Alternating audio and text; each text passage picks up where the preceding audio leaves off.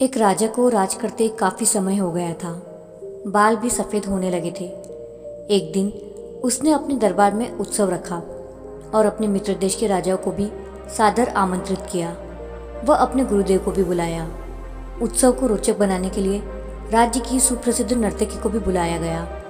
राजा ने कुछ स्वर्ण मुद्राएं अपने गुरुजी को भी दी ताकि नर्तकी के अच्छे गीत व नृत्य पर वे भी उसे पुरस्कृत कर सके। सारी रात नृत्य चलता रहा। ब्रह्म मुहूर्त की बेला आई। नर्तकी ने देखा कि मेरा तबले वाला ऊँग रहा है और तबले वाले को सावधान करना ज़रूरी है, वरना राजा का क्या भरोसा, दंड दे दे। तो उसको जगाने के लिए नर्तकी ने एक दोहा पढ़ा।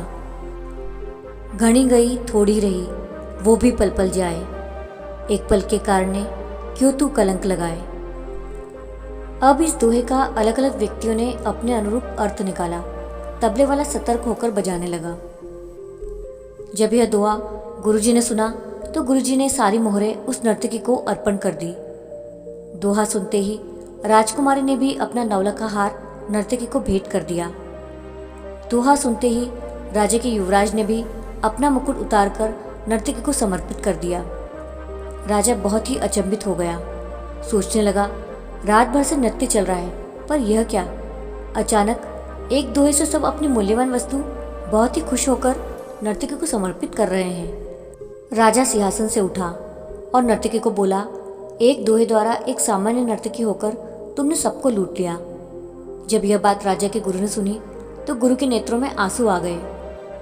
गुरुजी कहने लगे, राजा, इसको सामान्य नर्तकी मत बुला, ये अब मेरी गुरु बन गई है, क्योंकि इसके दोहे ने मेरी आंखें खोल दी है। दोहे से ये कह रही है कि मैं सारी उम्र जंगलों में भक्ति करता रहा और आखिरी समय में नर्तकी का मुजरा देखकर अपनी साधना नष्ट करने यहाँ चला आया हूँ। मैं तो चला। यह कहकर गुरुजी तो अपना कमंडल उठाकर जंगल की ओर चल पड़े। राजा की लड़की ने कहा, पिताजी, मैं जवान हो गई हूँ, आप आंखें बंद किए बैठे हैं। मेरा विवाह नहीं कर रहे थे। आज रात मैं आपके महावत के साथ भागकर अपना जीवन बर्बाद करने वाली थी, लेकिन इस नर्तकी के दोहे ने मुझे सुमति दी कि जल्दबाजी न कर, हो सकता है तेरा विवाह कल हो जाए। क्यों अपने पिता को कलंकित करने पर तुली है? युवराज ने कहा, महाराज, आप वृद्ध हो चले हैं, फिर भी मुझे राज नहीं दे रहे थे। मैं आज रात ही आपके सिपाहियों से मिलकर आपको मारने वाला था, लेकिन इस दोहे ने समझाया कि पगले, आज नहीं तो कल आखिर राज तो तुम्हें ही मिलना है। क्यों अपने पिता के खून का कलंक अपने सिर पर लेता है? थोड़ा धैर्य रख। जब ये सब बातें राजा ने सुनी तो राजा को भी आत्मज्ञान हो गया। राजा के मन में वैराग्य आ गया। राजा ने तुरंत फैसला लिया, क्यों न मैं अभी युवराज का राज तिलक कर दूं। फिर क्या था, उसी समय राजा ने युवराज का राज तिलक किया और अपनी पुत्री को कहा, पुत्री, दरबार में एक से एक राजकुमार आए हैं। तुम अपनी इच्छा से किसी भी राजकुमार के गले में वरमाला डालकर पति रूप में चुन सकती हो।